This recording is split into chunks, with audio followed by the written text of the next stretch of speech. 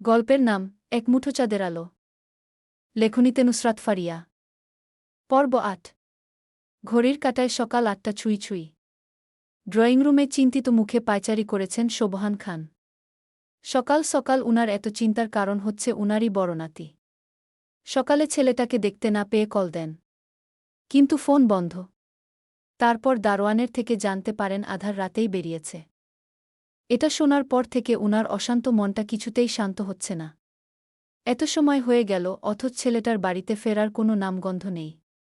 আজ আসুক খালি, তারপর আচ্ছা মতো বকা দিবেন। ছেলেটা দিন দিন ভীষণ অবাধ্য হচ্ছে। উনার ভাবনার মাঝেই দরজার কলিং বেল বেজে উঠল। তিনি দ্রুত পায়ে সেদিকে ছুটলেন।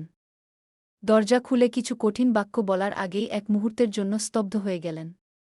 চোখের সামনে কলিজা টুকরো নাতির ছন্নছাড়া রূপ দেখে বুকের ভেতরটা ধক করে উঠল। ছেলেটার পুরো শরীর ভেজা, কাদামাটিতে মাখামাখি অবস্থা প্রায়। চেহারা, চোখ দুটো ভীষণ লাল হয়ে আছে।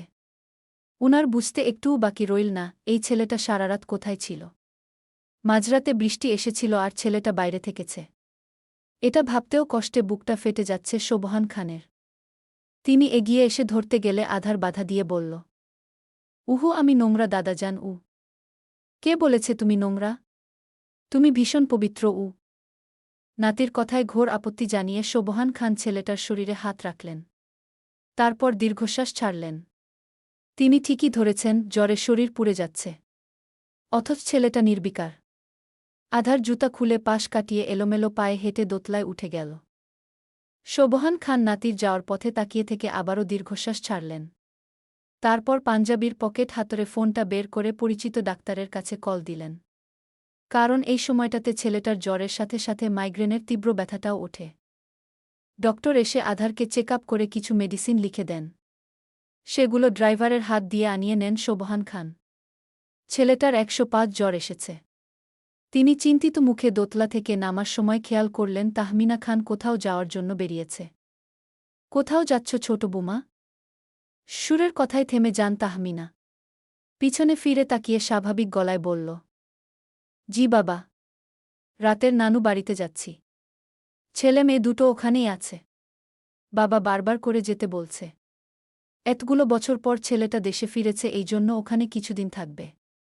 আপনি চিন্তা করবেন না, আমরা জলদিই ফিরে আসব। আর শেফালিকেও বলেছি যত দ্রুত সম্ভব গ্রাম থেকে যেন চলে আসে। আশা করছি আপনাদের কোনো সমস্যা হবে না গি। ছোট বুমার কথা শুনে আড়ালে দীর্ঘশ্বাস ছাড়লেন শোভহান খান। একদিকে বড় নাতিটা অসুস্থ আর এরা মাছেলেরা মিলে ঘোরাফেরা নিয়ে ব্যস্ত। তিনি কিছু বলতে চেয়েও বললেন না, যেখানে নিজ থেকে কিছু জানার প্রয়োজন মনে করেনি সেখানে যেচে পড়ে কিছু বলার দরকার নেই। তাই তিনি কথা ঘুরিয়ে শান্ত গলায় বললেন, ঠিক আছে বুমা, সাবধানে যেও। তাহমিনা খান বিদায় দিয়ে চলে যায়। একবারের জন্যও বড় ছেলেটার খোঁজ নিলেন না। কারণ উনার জানামতে এই সময়টাতে আধার ভার্সিটিতে থাকে। আর উনি ঘরে থাকায় খেয়ালও করেননি বাড়িতে ডাক্তারও এসেছিলেন। ভার্সিটিতে এসে আলোর কেন জানি ভালো লাগছে না। এর পিছনে হয়তো স্যারকে দেখতে না পাওয়ার কারণ রয়েছে। মানুষটা কখনো অহেতুক ছুটি কাটায় না। খুব বেশি প্রয়োজন হলে ছুটি নেয়। নয়তো উনি বেশ দায়িত্বশীল নিজের পেশার উপর। কিন্তু আজ হঠাৎ এমন কি হলো যে বিনা নোটিশ এই ভার্সিটিতে এলেন না? গতকাল তো মানুষটাকে ভালোই দেখেছিল, তাহলে এক রাতের মধ্যে কি হলো? ধুর, সে কেন এসব ভাবছে? ওই বদলোকটা শুধু একদিন কেন, ১০০ দিন না আসুক, এতে তার কি? আলো আকাশপাতাল ভাবতে ভাবতে দোতলার করিডোর দিয়ে হেঁটে নিচে আসছে। তখন খেয়াল করল তূর্ণ স্যার ফোনে কথা বলতে বলতে যাচ্ছে। সে পাশ কাটিয়ে যাওয়ার সময় লোকটার বলা কিছু বাক্য শুনে হঠাৎই থমকে গেল। নো দাদাজান, আপনি চিন্তা করবেন না একদম। আমি এই দিকের ব্যাপারটা সামলে নিয়েছি আর ওর ক্লাসগুলোও আমি নিয়েছি। আপনি আপনার নাতির খেয়াল রাখুন। এসব নিয়ে ভাবতে হবে না। ও যতদিন না সুস্থ হচ্ছে ততদিন না হয় আমি সব কিছু দেখে নেব। এই নিয়ে স্যারের সাথে কথা হয়েছে। উনি আধারের ছুটি মঞ্জুর করেছেন গু। অপর প্রান্ত থেকে কি বলল সেটা শুনতে পেল না আলো। তবে যেটুকু শুনতে পেয়েছে এতেই বোঝা হয়ে গেল লোকটা অসুস্থ, যার জন্য আজ আসতে পারেননি। আলো এলোমেলো পায়ে সিঁড়ি বেয়ে নামতে শুরু করল। এমনিতেই তার মনটা ভালো ছিল না, আর এখন আরও বিষাদে ভরে গেল। মন ভালো করার জন্য ক্লাস মিস দিয়ে একা একা টইটি করে ঘুরে বেড়াচ্ছিল। কিন্তু এখন মনে হচ্ছে ভুল করেছে। আলো ক্যাম্পাসে এসে ভাবল স্যারকে একবার দেখতে যাবে। সামনে পা বাড়াতে আবার পরক্ষণে কিছু একটা ভেবে থেমে গেল। যেখানে কেউ তাকে কিছু জানায়নি সেখানে সে কেন যাবে? দাদাজান তো একটিবারের জন্য তাকে বলতে পারত। অথচ মানুষটাও তাকে পর করে দিয়েছে। আলো জোরে দীর্ঘশ্বাস ছেড়ে উল্টো ঘুরে ভেতরে চলে গেল। যাবে না সে কাউকে দেখতে। ঘড়ির কাঁটা তখন দুপুর 12টার ঘরে। নিরিবিলি রান্নাঘরে একা দাঁড়িয়ে থেকে সোবহান খান টুকটুক করে রান্নার জোগাড় করছেন। ছেলেটার দুপুরের ঔষধ রয়েছে। এখনও জ্বর কমেনি, উল্টো ধীরে ধীরে বাড়ছে। ডক্টর বলেছেন সময়ের সাথে সাথে কমে যাবে, হয়তো একটু সময় লাগবে। এই ভয় পাওয়ার কিছু নেই। কারণ আধারের এমন জ্বর প্রায়শই হয়। বৃদ্ধ মানুষ একা একা সবকিছু কিভাবে সামলাবেন বুঝতে পারছেন না। একবার ভেবেছিলেন নাত বুকে আসতে বলবে। কিন্তু পরে বিবেকে বাধল। এমনিতেই তার জন্য মেয়েটার সুন্দর জীবনটা এলোমেলো হয়ে গেছে। সেখানে আবার শুধু শুধু মেয়েটাকে কষ্ট দিয়ে কী লাভ? ওই মেয়েটা যদি ভাবে তাকে শুধু বিপদের সময় প্রয়োজন হয়। তাছাড়া সে এই বাড়ির কেউই না। মেয়েটির মনে যেন কোনোরকম ভুল ধারণা না জন্মায়, সেজন্য তিনি নাতির অসুস্থতার কথা বলেননি, কারণ তিনি ভয় পান নাত বুকে হারিয়ে ফেলার। তিনি মনে মনে খুব করে চান তার ছন্নছাড়া নাতির জীবনে ওই মেয়েটাই থাকুক। তিনি চাইলে পারতেন সব অতীত মেয়েটাকে বলতে। কিন্তু তারপর কি হতো? মেয়েটা নিশ্চয়ই দয়া করে কিংবা খারাপ অতীত জেনে থেকে যেত। কিন্তু তিনি তো এমনটা চান না। শুধু চান আলো কিছু না জেনেও যেন আধারকে মন থেকে ভালোবেসে আগলে নেয়। নয়তো তার অদ্ভুত নাতিটা কখনোই ভালো হবে না। এসব ভেবে শব্দ করে নিঃশ্বাস ছাড়লেন সোবহান খান। শরীর না চললেও নাতির জন্য এইটুকু কষ্ট করাই যায়। কারণ তার খুব আদরের নাতি যে। সবজিগুলো টুকটুক করে কাটার সময় দরজার কলিং বেল বেজে উঠল। এই অসময়ে আবার কে এল ভাবতে ভাবতে ধীর পায়ে এগিয়ে গিয়ে দরজা খুলে দিলেন সোবহান খান। নাতবু তুমি? চৌকাঠির বাইরে দাঁড়ানো মেয়েটাকে দেখে বিস্মিত হয়ে অস্ফুটস্বরে বলে উঠেন সোবহান খান। আলো কপালের ঘাম মুছে আমতা আমতা করে বলল, এই রাস্তা দিয়ে বান্ধবীর বাড়িতে যাচ্ছিলাম। তখন ভাবলাম তোমার সাথে একটু দেখা করে যাই আর কি গু। সোবহান খান চোখ জোড়া ছোট ছোট করে মেয়েটার চোখের দিকে তাকায়। এই মেয়েটা নির্ঘাত মিথ্যে কথা বলছে। কারণ তার জানা মতে এই রাস্তা দিয়ে কোনো বান্ধবীর বাড়িতেই যাওয়া যায় না। অন্যদিকে দাদাজানকে নিজের দিকে এমন সন্দেহের চোখে তাকিয়ে থাকতে দেখে আলো কপাল চুলকিয়ে বলল, এখন কি বাহিরেই দাঁড়িয়ে থাকব? ভেতরে এসো। সোবহান খান দরজা থেকে সরে গেলেন। আলো গুটি গুটি পায়ে ভেতরে ঢুকে আর চোখে আশেপাশে তাকায়। তারপর জিজ্ঞেস করল, সবাই কই দাদাজান? ছোট বৌমা তার ছেলেমেয়েকে নিয়ে বাপের বাড়িতে গিয়েছে। আর শেফালি তার গ্রামের বাড়িতে গু। ছেলেমেয়ে মানে? আধার স্যারও গিয়েছে। কিন্তু উনি তোমাকে একা রেখে যেতে পারল? আধার নয়, রাতু। আলোর কপাল কুঁচকে গেল। এই রাত বেডা আবার কে? পরক্ষণে মনে পড়ল তার ছোট শাশুড়ির আরেকটা ছেলে রয়েছে। মানে নিজের ছেলে আর কি। তাই সে আর মাথা না ঘামিয়ে খোলা রান্নাঘরে উকি মেরে বলল, বাই এনি চান্স তুমি কি রান্না করছিলে? সোবহান খান রান্নাঘরের দিকে যেতে যেতে ধীর কণ্ঠে বললেন, হুম। ছেলেটা অসুস্থ আর দুপুরে ঔষধ রয়েছে গি। আলো একবার দোতলার দিকে তাকিয়ে জিজ্ঞেস করল, কি হয়েছে উনার দাদাজান? গতকালই তো সুস্থ ছিলেন গু। জ্বর এসেছে আর মাইগ্রেনের ব্যথা উঠেছে এই গু। একটু থেমে পুনরায় বলল, এসে ভালোই করেছ। এখন তোমার স্বামীর কাছে যাও। আলো কাঁধের ব্যাগ সোফার উপর রেখে ছুটে এসে বলল, তুমি তোমার নাতির কাছে গিয়ে বসো। আর উনার কপালে জলপট্টি দাও। আমি রান্না করছি। সমস্যা নেই নাতবু। আমি পারবো। ও তাই নাকি? ঠিক আছে। তাহলে 5 রকমের ঝাল ঝাল ভর্তা জলদি বানিয়ে ফেলো। সাথে ইলিশের লেজের ভর্তাও। উনার যেহেতু জ্বর এসেছে তাহলে মুখ তেতো হয়ে আছে। এমনিতেই তোমার নাতি সারাক্ষণ তেতো তেতো কথা বলে। আর এখন তো দ্বিগুণ বলবে। এই সময় ঝাল ঝাল ভর্তা দিয়ে ভাত খেতে মজা লাগে। মুখের রুচিও ফিরবে। তাড়াতাড়ি বানাও। নাতবুয়ের কথা শুনে সোবহান খানের চোয়াল ঝুলে পড়ল। তিনি তো ভেবেছিলেন মাছ দিয়ে সবজি রান্না করবেন। কারণ তিনি রান্নাবান্না খুব বেশি জানেন না। আগে যা জানত সেগুলোও ভুলে বসেছে। তবুও নাতির কথা ভেবে এই রিস্কটা নিতে হয়েছে। অবশ্য এটা আধার জানে না। যদি জানত তাহলে কখনোই তাকে রান্নাঘরে আসতে দিত না, দরকার হলে অসুস্থ শরীর নিয়ে ও নিজেই সব করত। আলো মিটমিট করে হেসে একটা পাত্রে পানি ঢেলে ওটা দাদাজানের হাতে ধরিয়ে দিয়ে বলল, স্যারের কাছে যাও দাদাজান। আমি এই দিকটা দেখে নিচ্ছি। সোবহান খান অপলক নয়নে মেয়েটার মাসুম মুখের দিকে তাকিয়ে থেকে চোখের পানি আড়াল করে চলে গেলেন। আর আলো কোমরে ওড়না বেঁধে দ্রুত রান্না করতে শুরু করে দিল। সে তখন যতই বলুক এখানে আসবে না, কিন্তু পরে ঘুরে ফিরে সেই এখানেই এল। কারণ তার মনটা দিন দিন বড়ই অবাধ্য হয়ে যাচ্ছে। কিছুতেই তার কথা শুনতে চাইছে না। ফলস্বরূপ না চাওয়া সত্ত্বেও সে এখন সশরীরে খান বাড়িতে উপস্থিত।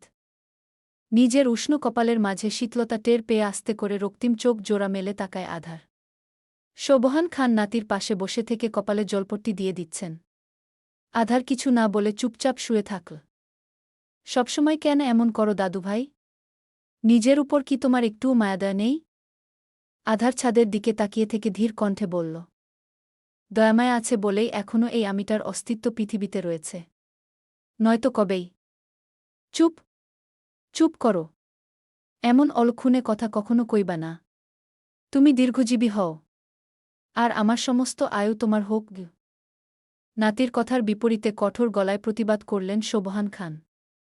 আধার আনমনে হেসে চোখ বুজে নিল। মাথাটা ব্যথায় ছিঁড়ে যাচ্ছে তার। সোবহান খান আর কিছু না বলে চুপচাপ নিজের কাজ করতে লাগলেন। ধীরে ধীরে সময় অতিবাহিত হয়ে যায়। পুরো রুমের পিনপতন নীরবতাকে ভেঙে দিয়ে এক জোড়া নুপুরের লিনঝিন শব্দ ভেসে এল। মৃদু শব্দ কর্ণধারে পৌঁছাতেই চট করে চোখ মেলে তাকায় আধার। কোনোভাবে কি ওই তারা মেয়েটা এখানে এসেছে? কিন্তু ও এখানে কিভাবে আসবে? তাহলে কি সে ভুল অনুভব করছে? হয়তো। আধার নিজের ভাবনাকে ভুল ভাবল। কিন্তু পরক্ষণেই তার অনুভবকে সত্যি প্রমাণিত করে দিয়ে দরজা ঠেলে ভেতরে প্রবেশ করল আলো। আধার কপাল কুঁচকে মেয়েটার লালচে চেহারার দিকে তাকায়। জ্বরের ঘোরে ভুল দেখছে ভেবে নজর সরিয়ে চোখ বুজে নিল। কারণ এই মেয়েটার এখানে আসার কোনো প্রশ্নই ওঠে না। স্যারকে খাবার ও ঔষধ খাইয়ে দাও দাদাজান। আমি গোসল নিয়ে আসছি। গরমে অবস্থা খারাপ। আলো বিছানার পাশে থাকা টিটেবিলের উপর প্লেট রাখতে রাখতে কথাগুলো বলে।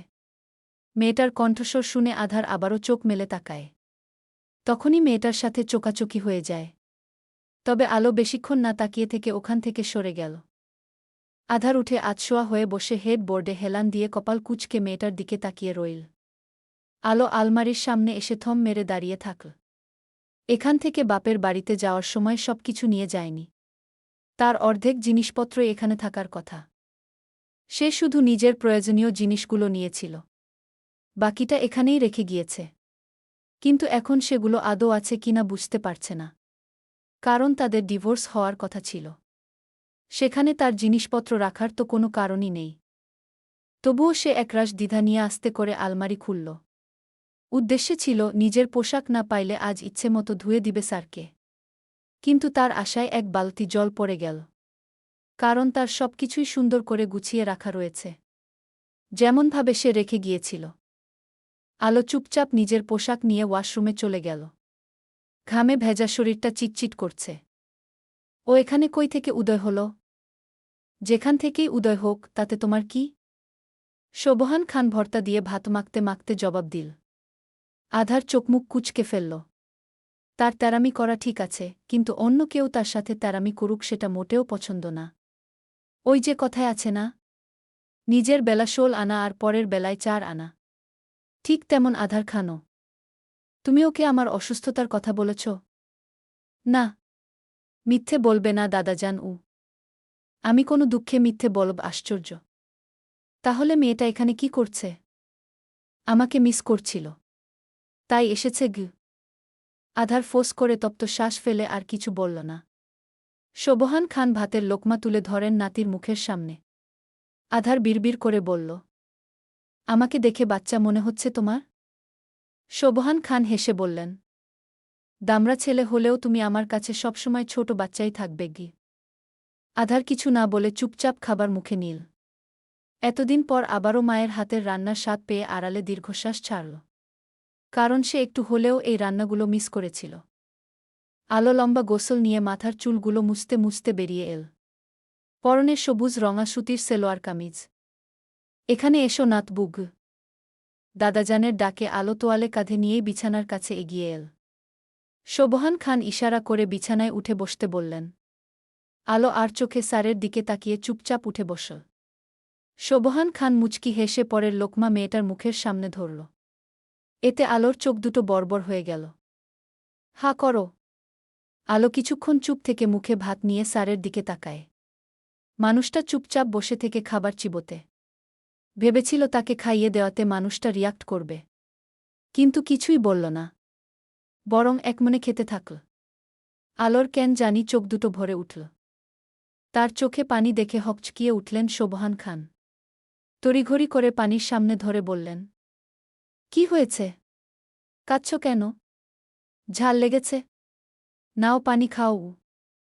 আধার ঘাড় ঘুরিয়ে মেয়েটার অশ্রুসিক্ত নয়নের দিকে তাকায়। আলো নাক টেনে ফিসফিসিয়ে বলল, আমি কখনো নানা নানি দাদা দাদির আদর ভালোবাসা পাইনি। তাদের ভালোবাসা খুব মিস করতাম। কিন্তু তোমাকে পেয়ে আমি সবার ভালোবাসা আদর অনুভব করতে পারি দাদাজান।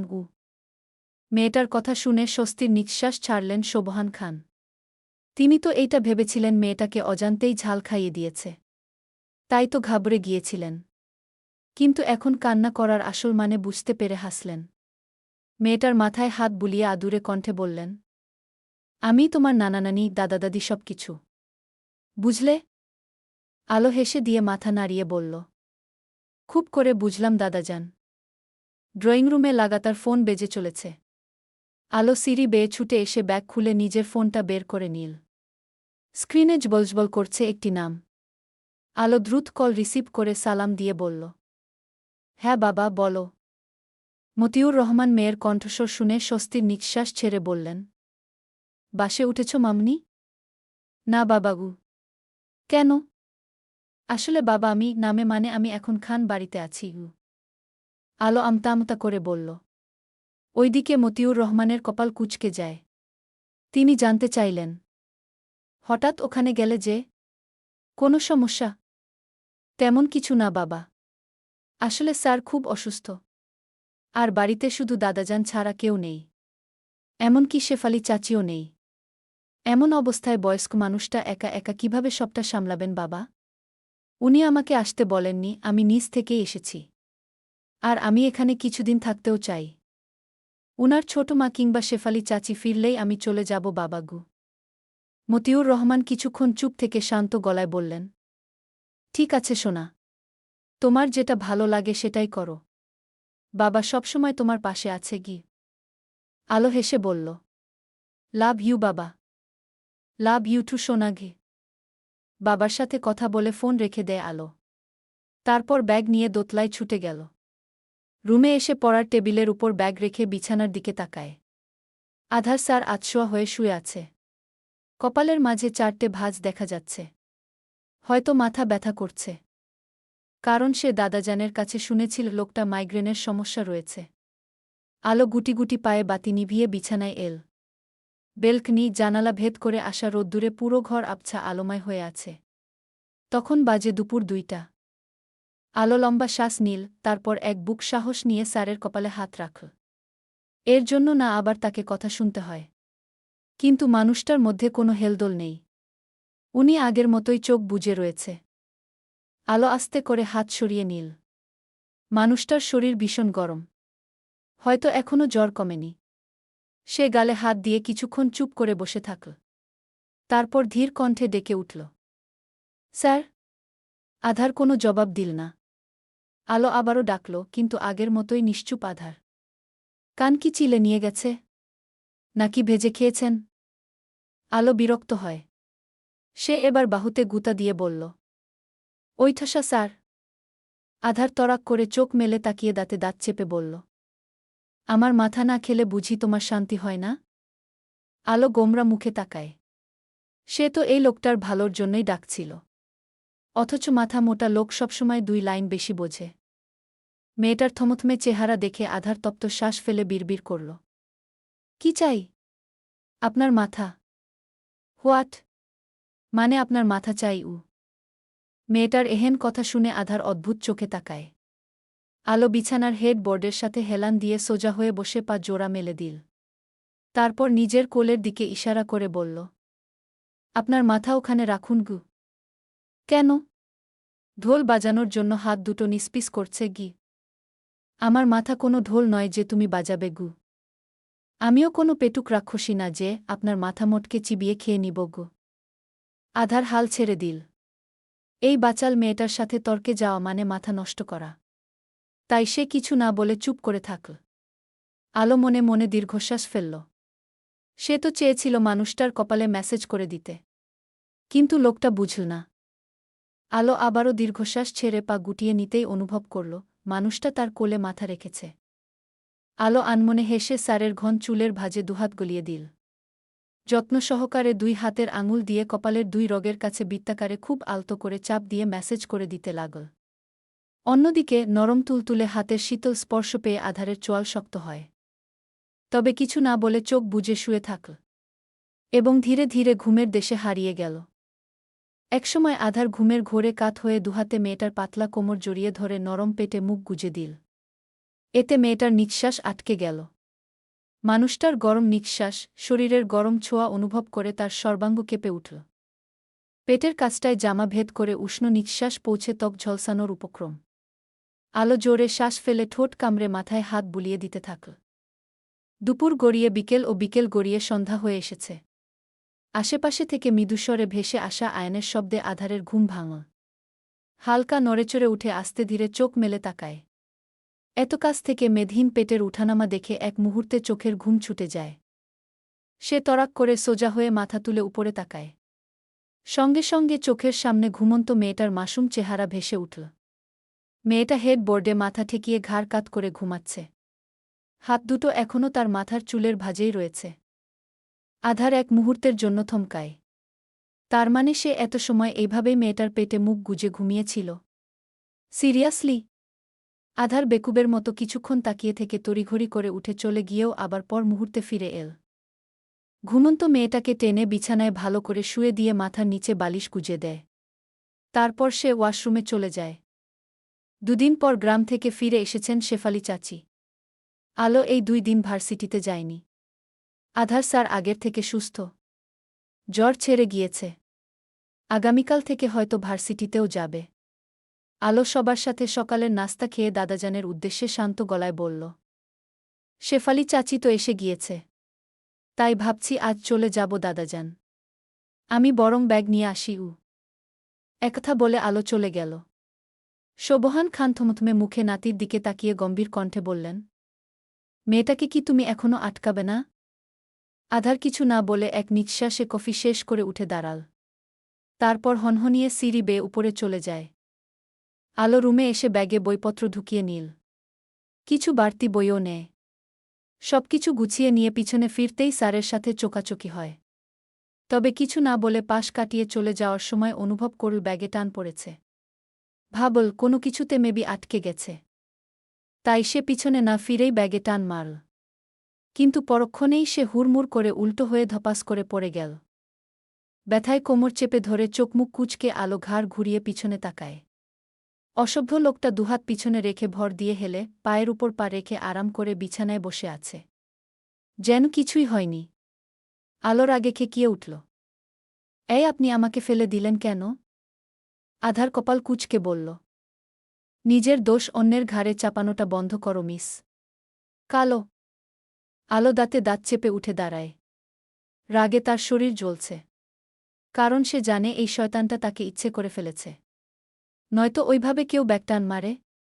সে রাগে গজগজ করতে করতে নিচ থেকে ব্যাগ তুলে বলল, আর জীবনেও আসব না আপনার কাছে। আপনি থাকুন আপনার বাড়ি নিয়ে গিয়ে। একথা বলে আলো চলে যাওয়ার জন্য সামনে পা বাড়াতেই শুনতে পেল, না গেলে হয় না? আলো চট করে পিছনে ফিরে জিজ্ঞেস করল, আপনি চান আমি এখানে থাকি? প্রত্যুত্তরে আধার কিছু বলল না। আলোতপ্ত শ্বাস ছেড়ে সামনে ফিরতেই আধার ধীরে কণ্ঠে বলে উঠল, থেকে যাও আলো। কিছু কিছু অনাকাঙ্ক্ষিত মুহূর্ত, অপ্রত্যাশিত ঘটনাগুলো এমনভাবে চোখের পলকে ঘটে যায় যে আমরা কিছু বুঝে ওঠার সুযোগটুকুও পাই না। ঠিক তেমনি গতকাল সকালে স্যারের বলা বাক্যটি শুনে আলো এক মুহূর্তের জন্য থমকে গিয়েছিল। তারপর থেকে গিয়েছে মানুষটার এক বাক্যে। নিজের বাবাকে কোনোমতে বুঝিয়ে রোহিত ভাইয়ার হাত দিয়ে নিজের প্রয়োজনীয় জিনিসপত্র নিয়ে এসেছে ওই বাড়ি থেকে। তাহমিনা খান এখনও পর্যন্ত জানে না সে খান বাড়িতে এসেছে। উনি আর কিছুদিন পর ফিরবেন। তারপর নিশ্চয়ই ছোট্টখাট্ট একটা ঝামেলা হবে। কারণ সে এতদিনে বুঝে গেছে ওই মানুষটা তাকে ভীষণ অপছন্দ করেন। উনি চান না এই বাড়ির বউ হয়ে সে থাকুক। কিন্তু তাতে কি? সে তো এই বাড়ির বড় বউ। যেখানে স্যারের সমস্যা নেই তার থাকা নিয়ে, সেখানে অন্য কারোর সমস্যা হলো নাকি হলো না সেটা দেখার বিষয় তার নেই। সে সবার আগে নিজের খুশি, নিজের সুখশান্তির কথা ভাবে। অহেতুক অন্য কারোর জন্য নিজের মনকে কষ্ট দিতে পারবে না। অন্তত তার পক্ষে তো সম্ভবই নয়। কারণ সে খুব স্বার্থপর একটা মেয়ে। এই যে মহারানী, কি ভাবছেন এত? নিশ্চয়ই স্বামীর কথা। বান্ধবীর কথা শুনে আলো ভাবনার জগৎ থেকে বেরিয়ে এল। খোলা আকাশের দিকে তাকিয়ে উদাস কণ্ঠে বলল, স্বামীজান থেকেও আজ সিঙ্গেলের মতো ঘুরছি। এই দুঃখ কই রাখবে তামা? তামান্না ফিক করে হেসে বলল, ৭ সমুদ্র ১৩ নদী পার করে চলে যা পরাণের সোয়ামীর কাছে গু। আলো হতাশ হয়। এদের তো আর আসল কথাটা বলতে পারছে না। যদি জানতে পারে তাহলে তার মাথাকাল্লা পচিয়ে খেয়ে ফেলবে। তাও নুন তেল ঝাল ছাড়াই। এই আলো, আয় না রে আমার সাথে একটু গু। শালুক কই থেকে ছুটে এসে জোরে জোরে শ্বাস নিতে নিতে বলে। আলো জুসের বোতলে চুমুক দিয়ে জানতে চাইল, কোথায় যাব?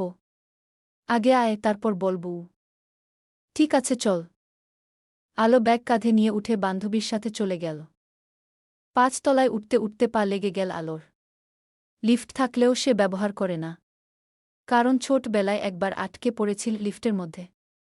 তারপর থেকেই অজানা কারণে ভীষণ ভয় পায় সে।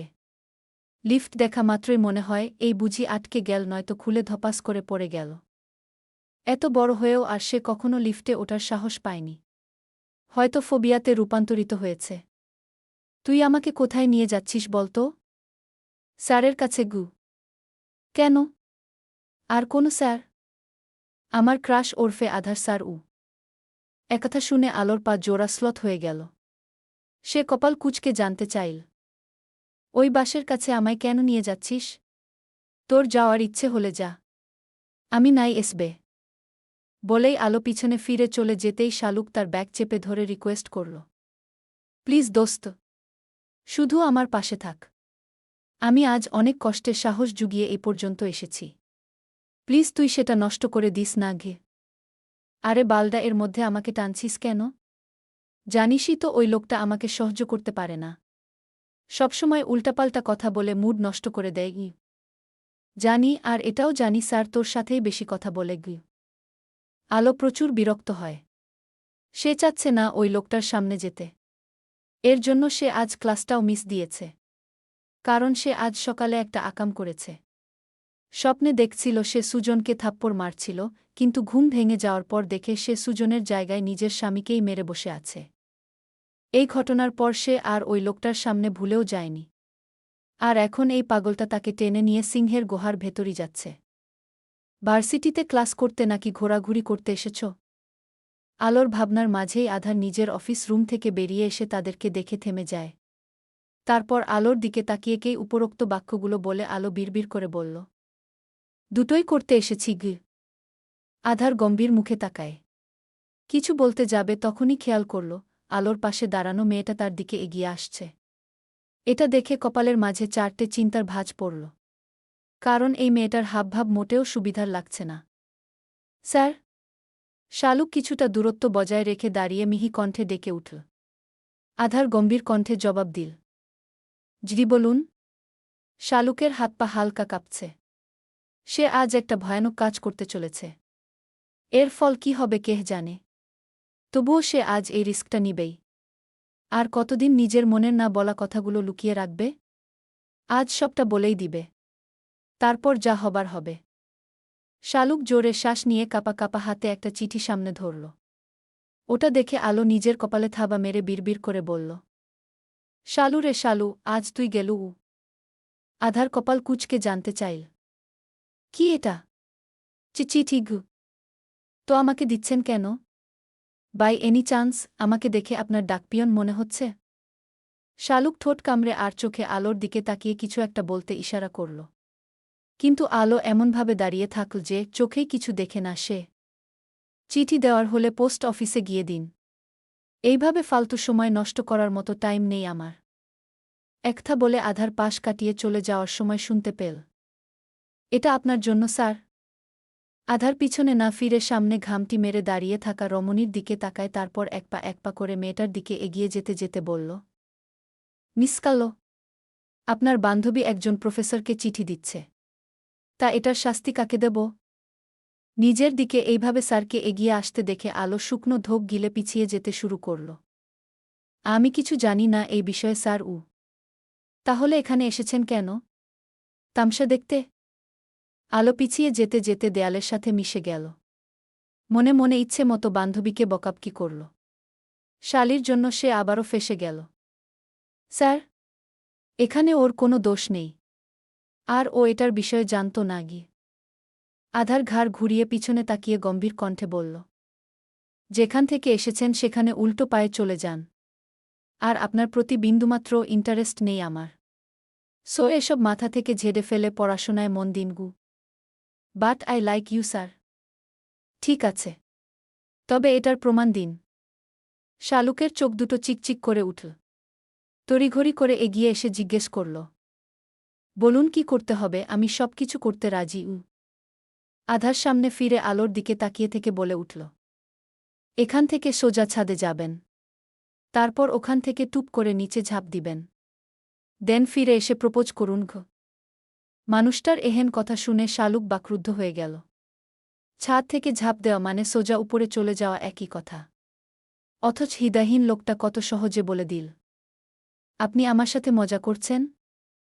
কে হন আপনি আমার, যে আপনার সাথে মজা করব? ছাদ থেকে ঝাঁপ দিলে মরে যাব। তো যান। কে বাধা দিয়েছে? আপনি একটা হার্টলেস। শালুক দাঁতে দাঁত চেপে কথাটা বলে ওখান থেকে হনহনিয়ে চলে গেল।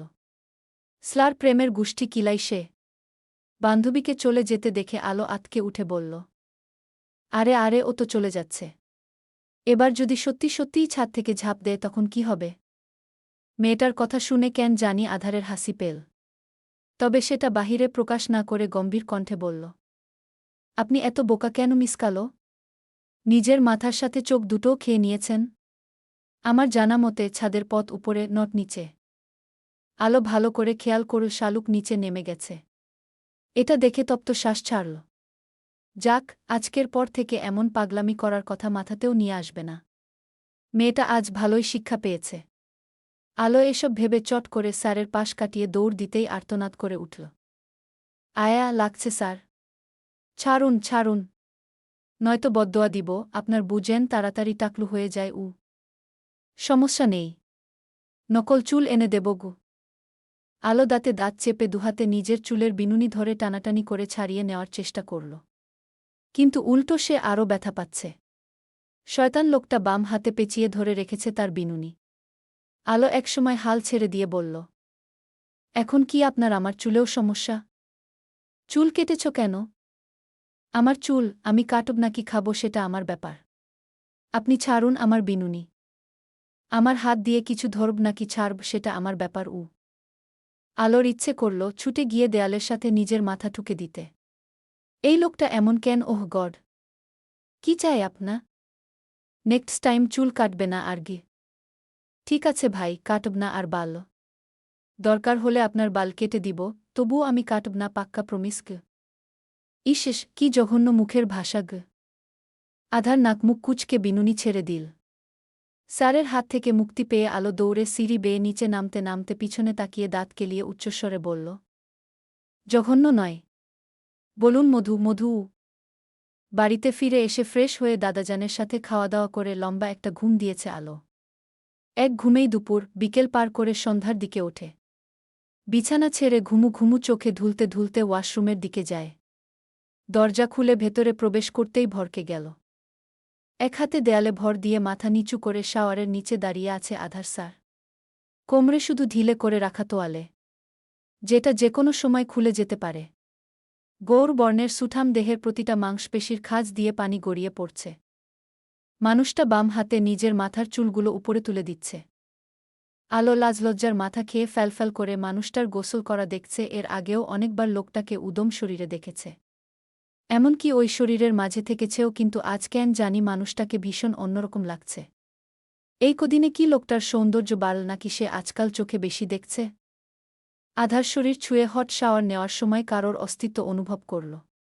সে তড়াক করে ঘাড় ঘুরিয়ে ডান পাশে তাকিয়ে দেখে আলো বর্বর চোখে তাকিয়ে আছে। আধার কপাল কুঁচকে মেয়েটার পায়ের দিকে তাকায়। নূপুর জোড়া নেই। এই জন্যই সে প্রথমে বুঝতে পারেনি মেয়েটা এখানে এসেছে। আধার ভেজা দৃষ্টি তুলে আলোর ফোলা ফোলা চেহারার দিকে তাকায়। দেখেই বোঝা যাচ্ছে ঘুম থেকে উঠেই এসেছে। আধার তপ্ত শ্বাস ছাড়ল। এই নির্লজ্জ মেয়েটার জন্য এখন ওয়াশরুমের দরজা খুলে রাখাটাও রিস্কের। ভাগ্যিস তোয়ালে পড়েছিল, নয়তো আজ এক বিচ্ছু মেয়ের সামনে তার মানিজ্যতের ইন্নালিল্লাহ হয়ে যেত। আধার কিছুক্ষণ চুপ থেকে সোজা হয়ে দাঁড়িয়ে হাতের আজলায় পানি নিয়ে অদূরে দাঁড়িয়ে থাকা রমণীর মুখের উপর ছুঁড়ে মারল। আচমকা আক্রমণে আলো হকচকিয়ে উঠে চোখমুখ খিচে বন্ধ করল। তড়িঘড়ি করে দুহাতে চেহারার পানি মুছে খেকিয়ে উঠল। এই, আপনি আমার মুখে পানি ছুড়লেন কেন? বের হও এখান থেকে নির্লজ্জ মেয়ে। সেটা ভালো করে বললেই তো হতো। এইভাবে ভিজিয়ে দিলেন কেন? একটু ভিজিয়েছি, বেশি কথা বললে পুরোটাই ভিজিয়ে দিব গু। আর আমি আপনাকে সমুদ্রের পানিতে ফেলে দেব গু। একথা বলে আলো বেরিয়ে গেল। আধার এগিয়ে এসে ধরাম করে দরজা লাগিয়ে দিল। নয়তো এই অসভ্য মেয়েটা আবারও চলে আসতে পারে। সকাল হতেই ভার্সিটির গেট দিয়ে ঢুকে সর্বপ্রথম চোখে পড়ল এক বাসন্তী রঙের মেলা। ঝকঝকে রোদে সবাই সেজেছে নিজের মতো করে। ছেলেদের পরনে হলুদ কমলা রঙের পাঞ্জাবি, আর মেয়েরা কেউ গা হলুদ, কেউ বা কাঁচা হলুদ রঙের শাড়ি পরেছে। বেশিরভাগেরই মাথায় গোজা তাজা গাঁদা ফুলের টায়রা, কপালে বড় একটা টিপ। ক্যাম্পাসের প্রতিটি কোণ আজ নতুন রঙে সেজেছে। রোদের তেজ থাকলেও বসন্তের দক্ষিণা বাতাস সেই উত্তাপকে ম্লান করে দিয়ে এক অন্যরকম সতেজতা বিলিয়ে দিয়েছে। আহা, আজিয়ে বসন্তে কত ফুল ফোটে, কত পাখি গায় উ। ফুলে সজ্জিত স্টেজে একদল মেয়ে হলুদ শাড়ি আর পায়ে নূপুর পরে তাল মিলিয়ে নাচতে শুরু করছে। আলো, তামান্না, ফারাহ ভিন্ন পোজে ছবি তুলে গল্প হাসাহাসি করছে। তাদের তিনজনের পরনে সেম ডিজাইনের সেম কাঁচা হলুদের শাড়ি। বাঙালিয়ানার মতো শাড়ি পরেছে। কারণ তারা আজ নৃত্য প্রদর্শন করবে। একসাথে 4 বান্ধবীর নাচার প্ল্যান থাকলেও শালুক গতকালকের ঘটনার জন্য লজ্জায় আসেনি। মেয়েটা ওই হার্টলেস স্যারের সামনে পড়তে চায় না।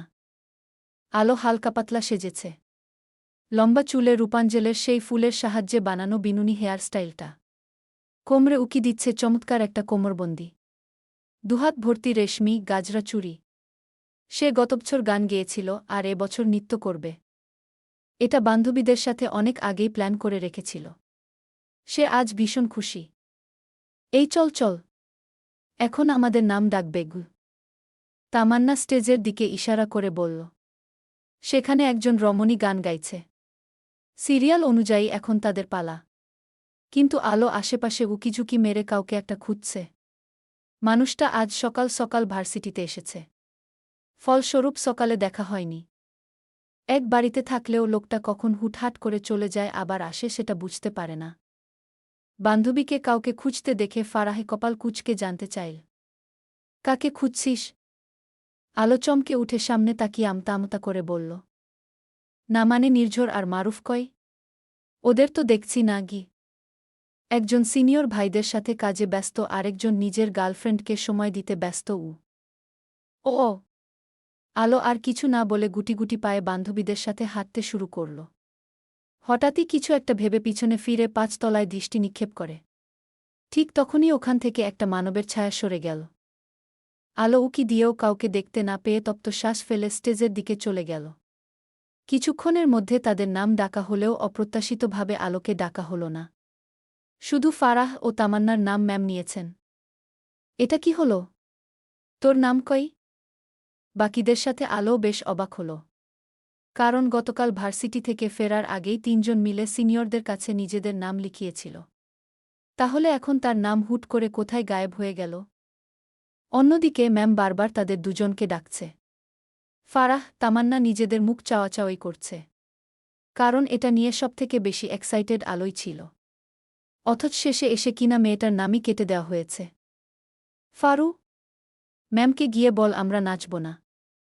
তামান্নার কথা শুনে আলো হাসার চেষ্টা করে বলল, নাচবি না কেন? যা তোরা নাচ, নয়তো এটা খারাপ দেখাবে গু। কিন্তু তুই? পরের বার ইনশাল্লাহ গু। একথা বলে আলো উল্টো ঘুরে দ্রুত পায়ে চলে গেল। তার মনটা ভীষণ খারাপ হয়ে গেছে। বুঝতে পারছে না তার নাম কে সরিয়ে দিল। আর কেনই বা এমনটা করল? উফ, তুমি আর ভালো হলে না বেয়াদবু। আধার দাঁতে দাঁত চেপে বলে উঠল। আলো জোরে জোরে শ্বাস নিয়ে নিজেকে সামলিয়ে চট করে স্যারের শার্ট ছেড়ে দিল। আধার এক পলক নিজের দিকে তাকায়। মেয়েটা তার শার্টের দুটো বোতাম ছিঁড়ে ফেলেছে। সেটা খেয়াল করে আলো রিনরিনিয়ে বলল, সরি, আমি ইচ্ছে করে এমনটা করিনি। শাড়ির সাথে উঁচু জুতা পরেছিল আলো। অন্যমনস্ক হয়ে সিঁড়ি দিয়ে হাঁটতে হাঁটতে উপরে যাচ্ছিল। তখনই শাড়ির সাথে জুতো বেঁধে হুমড়ি খেয়ে সামনে পড়ে। হাতের সামনে যা পেয়েছে ওটাকেই আঁকড়ে ধরে নিজেকে পড়া থেকে বাঁচিয়েছে।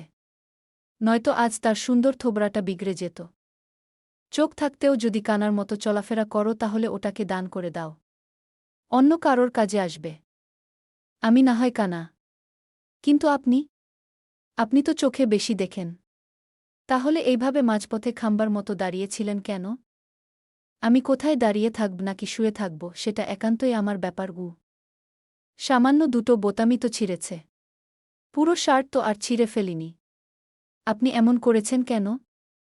বাড়িতে ফিরে ছিলাই করে দেব। তবুও আমার মাথা খেয়েন না। এমনিতেই মন ভালো নেই। আধার প্যান্টের পকেটে দুহাত গুজে এক ভ্রু উঁচিয়ে জিজ্ঞেস করল, কেন? ছ্যাঁকা খেয়েছ? ছ্যাঁকা খেলেও হয়তো এত খারাপ লাগত না যতটা এখন লাগছে। জানেন স্যার, আমি না আজ বান্ধবীদের সাথে বসন্তের লাগে নাচতে চেয়েছিলাম। কিন্তু কোনো খচ্চর ব্যক্তি আমার নাম কেটে দিয়েছে গু। So sad. বাট যা হয় ভালোর জন্যই হয় গু। মানে? কি বলতে চাচ্ছেন? এটাই যে অমন বাদরের মতো লাফালাফি করে শুধু শুধু নিজেকে সবার সামনে হাসির পাত্রী বানাতে গু। মুহূর্তেই আলো ভীষণ রেগে গেল। সে তেরে এসে দুহাতে শার্টের কলার খামচে ধরে দাঁতে দাঁত পিষে আওড়াল। আমি যদি বাদর হই তাহলে আপনি একটা আস্ত জলহস্তি। আধার মেয়েটার মুখের সামনে ঝুঁকল।